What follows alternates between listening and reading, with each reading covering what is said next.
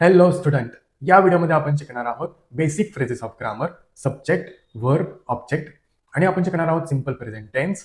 त्यामध्ये आपण शिकणार आहोत do questions answers and does questions answers. चला तर या व्हिडिओला आपण सुरुवात करूया. पहिल्यांदा आपण पाहूया बेसिक फ्रेजेस ऑफ ग्रामर, ज्यामध्ये आपण पाहणार आहोत सब्जेक्ट. सब्जेक्ट म्हणजे कर्ता. जो व्यक्ती काम करतो ना त्याला आपण म्हणतो subject. Example, I, you, we, they, he, she, it हे सर्व झाले सब्जेक्ट. आता आय म्हणजे काय असते? आय म्हणजे मी, यू म्हणजे तू किंवा तुम्ही, वी म्हणजे आपण, ज्यामध्ये आपण पण असतो त्यावेळेस आपण म्हणतो वी. दे म्हणजे ते सर्व, म्हणजे आपण अनेक लोकांबद्दल ज्यावेळेस बोलतो त्यावेळेस आपण दे म्हणतो. एच ई, ही म्हणजे तो, पुरुष असेल तर आपण ही म्हणतो. एस एच ई, शी, शी म्हणजे आपण ती म्हणतो. स्त्री असेल तर आपण काय म्हणतो? She. It, I T, it, it आपण वस्तू किंवा प्राणीसाठी वापरतो. आणि सिंग्युलर नाउन आणि प्लुरल नाउन. आता नाउन म्हणजे काय आधी पाहूया. नाउन म्हणजे नाम. सिंग्युलर नाम म्हणजे एक वचन नाम. जेव्हा आपल्याला एखाद्या वस्तूचे, व्यक्तीचे नाव सांगायचे असते त्यावेळेस आपण सिंग्युलर नाउनचा उपयोग करतो. Example, Ram, Shyam, Geeta, Sita, table, chair, car, bike, pen हे सर्व काय झाले? Singular nouns. आता प्लुरल नाउन पाहूया. प्लुरल नाउन्स म्हणजे अनेक वचन नाम. जसे की कार हे सिंग्युलर नाउन झाले. कार्स म्हणजे अनेक कार, हे झाले प्लुरल नाउन. बाईक हे झाले सिंग्युलर नाउन. बाईक्स ते झाले प्लुरल नाउन. अशा प्रकारे table singular noun, tables plural noun. एक व्यक्ती असेल तर आपण म्हणतो पर्सन म्हणजे सिंग्युलर नाउन. अनेक लोक असतील तर आपण म्हणतो पीपल म्हणजे प्लुरल नाउन. एक मूल असेल तर आपण म्हणतो चाइल्ड म्हणजे एक मूल. अनेक असतील तर आपण म्हणतो चिल्ड्रन म्हणजे अनेक मुले. सो गाईज, आय होप तुम्हाला कळाले आहे बेसिक फ्रेजेस ऑफ ग्रामर मध्ये सब्जेक्ट म्हणजे काय असते. I, you, we, they, he, she, it, singular noun and plural noun हे सर्व झाले सब्जेक्ट्स. लक्षात ठेवा, सब्जेक्ट म्हणजे कर्ता. Let's go ahead. आता आपण पुढे शिकूया ऑब्जेक्ट म्हणजे काय. ऑब्जेक्ट म्हणजे कोणतीही वस्तू, things. Example, car, bike, chair, table, computer, pen, pencil, thought, idea हे सर्व काय झाले? Objects. Generally objects comes at the end of the sentence. कळाले ऑब्जेक्ट्स? आता तुम्ही काही ऑब्जेक्ट्स तुमच्या नोटबुक मध्ये लिहून काढा. Let's go ahead. आता आपण शिकूया वर्ब. वर्ब म्हणजे क्रिया, ऍक्शन. म्हणजे आता मी बोलतोय. टॉक हे झाले वर्ब, तुम्ही ऐकताय. लिसन हे झाले वर्ब, तुम्ही पाहताय. वॉच हे झाले वर्ब, है ना.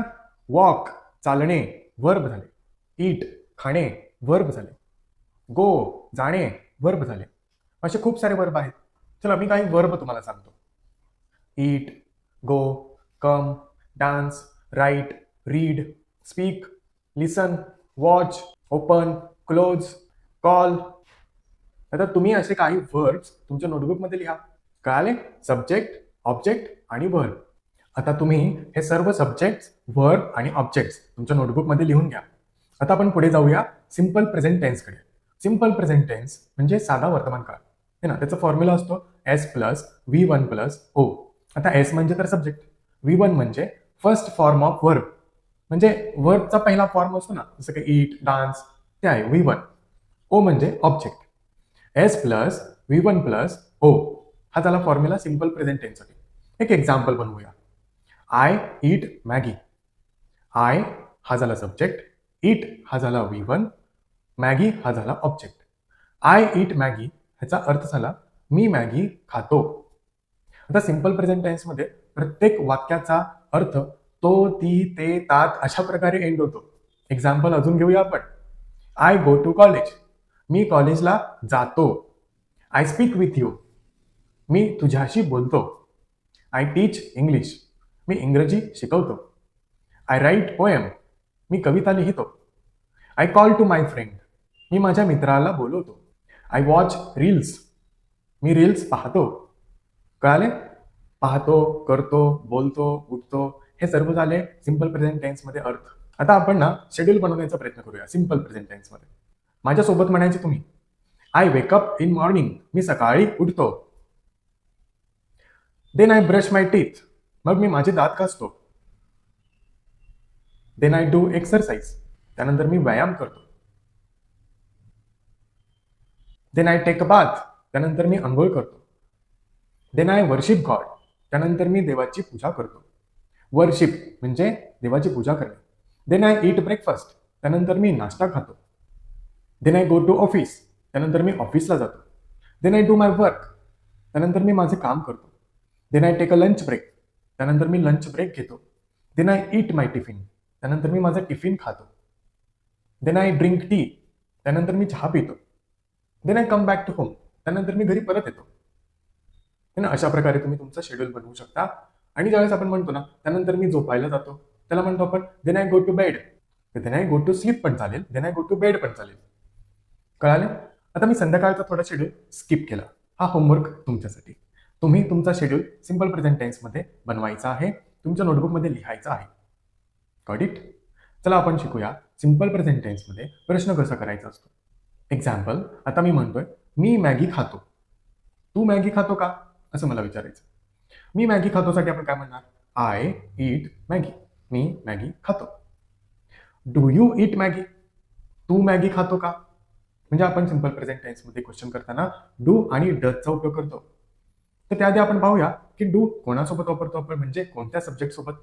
तर डू आपण आय, यू, वी, दे आणि प्लुरल नाउन सोबत वापरतो. आणि डज आपण ही, शी, इट आणि सिंग्युलर नाउन सोबत वापरतो. तसे डू आणि डज ह्या दोघांचा अर्थ असतो करणे. चला आपण अजून क्वेश्चन्स बनवूया. Do you eat apple? तू सफरचंद खातो का? आन्सर असेल positive, yes I eat apple. हो मी सफरचंद खातो. निगेटिव्ह आन्सर असेल no I do not eat apple. नाही मी सफरचंद खात नाही. आता यामध्ये डू नॉट जे आहे त्याला आपण डोंट पण म्हणू शकतो. No I don't eat apple. Let's take a next question. Do you go to college? तू कॉलेजला जातो का? Yes I go to college. हो मी कॉलेजला जातो. No I do not go to college. नाही मी कॉलेजला जात नाही. Got it? अशा प्रकारे तुम्ही क्वेश्चन्स बनवू शकता. अजून एक एक्झाम्पल घेऊया आपण. Do you write homework? तुम्ही होमवर्क लिहिता का? Yes I write homework.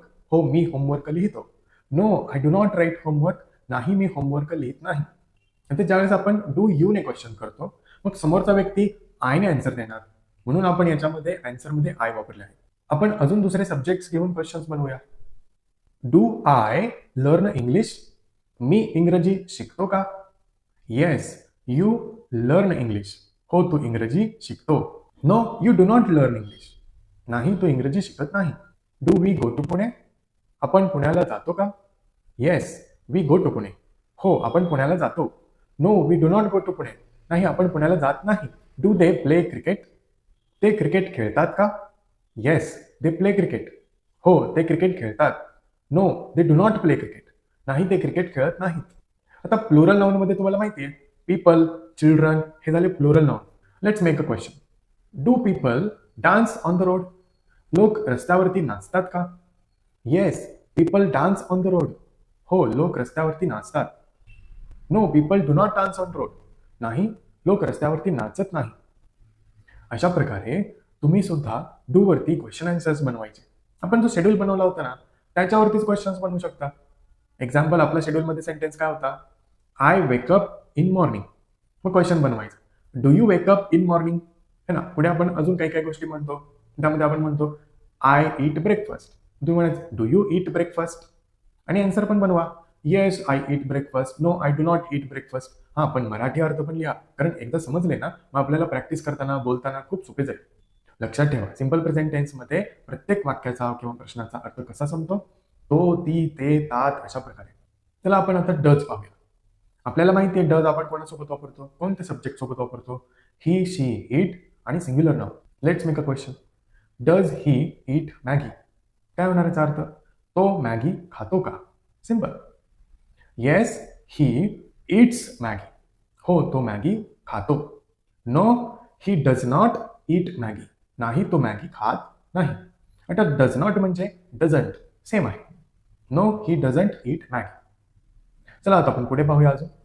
आता या क्वेश्चन मध्ये आपण ही इट्स मॅगी असं केलेलं आहे. म्हणजे आपण ही नंतर जो वर्ब आहे त्याला आपण एस ई एस म्हणजे तो प्रत्यय लावतो ना तो वापरलेला आहे. ते आपण का वापरतो? जेव्हा आपण सिंपल प्रेझेंट टेन्समध्ये ही, शी, इट आणि सिंग्युलर नाऊनचा आपण उपयोग करतो त्यावेळेस आपण वर्बला एस किंवा ES प्रत्यय लावतो. पण हा नियम डज असेल त्या सेंटेन्समध्ये तर आपण उपयोगात आणत नाही. Example, does he cook food. आता या क्वेश्चनमध्ये डज आहे त्याच्यामुळे ही नंतर जो कुक आहे त्याला मी कुक्स नाही केले. Does he cook food. तर पॉझिटिव्ह आन्सर देताना मी SES लावणार. Yes he cooks food. हो तो जेवण बनवतो. काय म्हणालो मी? Yes he cooks food. Negative आन्सरमध्ये no he does not cook food. बघा निगेटिव्ह मध्ये पुन्हा डज आला त्याच्यामुळे आपण ही सोबत पुढे जो वर्ब आहे त्याला आपण SES नाही वापरले. कळाले? म्हणजे पॉझिटिव्ह आन्सर देताना ही, शी, इट सिंग्युलर नाउन नंतर जो कोणता वर्ब असेल त्याला आपण एस किंवा ES लावतो. साधारणपणे जो verb SH, CH, KH, BH, O अशा प्रकारे जे एंड होतात अनेक आहेत असे अजून उदाहरण. हे जस्ट काही एक्झाम्पल दिले. म्हणजे कोणत्या वर्बचा असा एंड होत असेल तर त्याला ES प्रत्यय लागतो. कुठे एस वापरायचा, कुठे ES वापरायचा याची छोटीशी कल्पना तर दिलीच आहे. पण ना प्रॅक्टिसने खूप गोष्टी क्लिअर होत जातात. त्यामुळे या गोष्टींचे टेन्शन न घेता आपण सराव करायचा. आपल्याकडे डूचे क्वेश्चन आन्सरचे खूप सारे व्हिडिओ आहेत. त्या व्हिडिओमध्ये जर तुम्ही प्रॅक्टिस करत केलात तर तुम्हाला कळायला लागेल. आता जेव्हा पण आपण ही, शी, इट सिंग्युलर नाउन सोबत वर्बला SES वापरतो त्याचे काही उदाहरण मी घेतो. इट होणार इट्स, कुक होणार कुक्स, डान्स होणार डान्सेस, प्ले होणार प्लेज, जम्प होणार जम्प्स, पुश होणार पुशेस, पुल होणार पुल्स, कॉल होणार कॉल्स, प्ले होणार प्लेज, किल होणार किल्स. आता आपण डजचे काही अजून क्वेश्चन्स बनवूया. सर्व सब्जेक्ट्स वापरूया आपण. Does he go to Pune. तो पुण्याला जातो का? Yes he goes to Pune. हो तो पुण्याला जातो. No he does not go to Pune. नाही तो पुण्याला जात नाही. Does she cook food. ती जेवण बनवते का? Yes she cooks food. हो ती जेवण बनवते. No she does not cook food. नाही ती जेवण बनवत नाही. नेक्स्ट आहे it. Does it dance on the road. तर तुम्हाला माहिती आहे इट आपण कोणासाठी वापरतो? IT इट, वस्तू किंवा प्राणीसाठी. आता एखादा कुत्रा असेल तो रस्त्यावरती नाचतो का असे आपल्याला विचारायचे. Does it dance on the road. ते रस्त्यावरती नाचते का? Yes it dances on the road. हो ते रस्त्यावरती नाचते. Let's take a singular noun. Does Aditya write homework. Aditya homework लिहितो का? Yes Aditya writes homework. हो आदित्य होमवर्क लिहितो. No Aditya does not write homework. नाही आदित्य होमवर्क लिहित नाही. तुम्ही पाहिले जेव्हा आपण मी पॉझिटिव्ह आन्सर बनवत होतो त्यावेळेस मी वर्बला SES प्रत्यय लावलेला आहे पण डज सोबत वापरायचं नाही. क्लिअर? मग तुम्ही अशा बरेच क्वेश्चनची प्रॅक्टिस करा. खूप सारे वर्ब चार्टमध्ये दिलेले आहेत. ते वर्ब चार्ट वापरून तुम्ही असे क्वेश्चन्स आणि आन्सर्स बनवा आणि प्रॅक्टिस करा.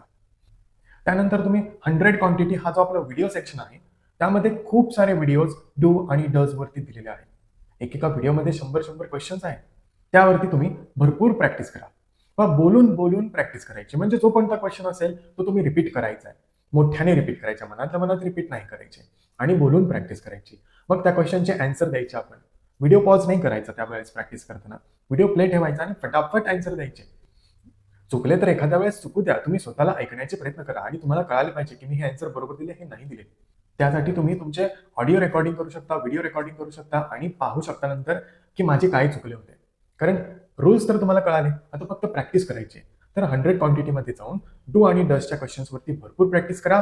आपण भेटूया पुढच्या व्हिडिओमध्ये नवीन गोष्टीसोबत. See you in the next video. Practice करत असताना तुम्हाला काही अडचण आली तर 7038383317 हा माझा व्हॉट्सअप नंबर आहे. यावरती तुम्ही मेसेज करा आणि मी तुम्हाला नक्कीच हेल्प करेन. प्रॅक्टिससाठी जे खूप सारे व्हिडिओ लेसन्स आहेत ते तुमच्याकडे नसतील तर तुम्ही दिलेल्या नंबरवरती व्हॉट्सअप करा. चला आपण भेटूया पुढच्या व्हिडिओमध्ये. धन्यवाद.